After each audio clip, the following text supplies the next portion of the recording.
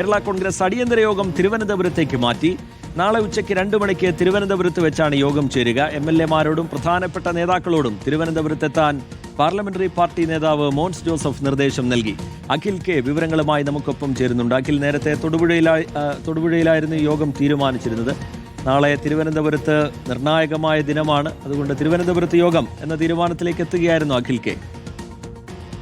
അത്തരത്തിലേക്ക് തന്നെ മാറ്റം വന്നിരിക്കുകയാണ്. നാളെ ഉച്ചയ്ക്ക് 2 മണിക്കാണ് അത്തരത്തിൽ തിരുവനന്തപുരത്ത് വെച്ച് യോഗം ചേരുമെന്ന അറിയിപ്പാണ് ഇപ്പോൾ നിലവിൽ മോൻസ് ജോസഫ് MLA നൽകിയിരിക്കുന്നത്. അതായത് മറ്റ് MLA-മാരോടും ഭരണകക്ഷിയിലെ MLA-മാരോടും നാളെ തിരുവനന്തപുരത്തേക്ക് എത്താൻ നിർദ്ദേശം നൽകിയിട്ടുണ്ട് എന്നാണ് മനസ്സിലാക്കുന്നത്. അതിന്റെ ഭാഗമായാണ് ഈ യോഗവും തിരുവനന്തപുരത്തേക്ക് മാറ്റിയതെന്നാണ് നമുക്ക് ഇവരുടെ നേതാക്കളുമായി സംസാരിക്കുമ്പോൾ മനസ്സിലാക്കാൻ സാധിക്കുന്നത്. പ്രധാനപ്പെട്ട നേതാക്കളോടും വിജയിച്ച എല്ലാ സ്ഥാനാർത്ഥികളോടും, അതായത് 7 MLA-മാരാണ് അവർക്ക് നിലവിലുള്ളത്, അവരോട് 7 പേരോടും തിരുവനന്തപുരത്തേക്ക് എത്താനും അടിയന്തരമായ യോഗം ചേരുമെന്നും അറിയിച്ചിട്ടുണ്ട്. പക്ഷേ നാളെ മുഖ്യമന്ത്രിയുടെ ഒരു പ്രഖ്യാപനം ഉണ്ടായിക്കഴിഞ്ഞാൽ അതിന് തൊട്ടു പിന്നാലെ തന്നെ പ്രധാനപ്പെട്ട മന്ത്രിസ്ഥാനങ്ങളിലേക്കോ അല്ലെങ്കിൽ ഏതെങ്കിലും സ്ഥാനത്തേക്ക് പരിഗണിക്കും. നാളെ അടക്കം നാളെ ചേരുന്ന 2 മണിക്ക് ചേരുന്ന യോഗത്തിനുള്ളിൽ ഒരു ചർച്ചയും തീരുമാനം ഉണ്ടാകും എന്നാണ് മനസ്സിലാക്കുന്നത്.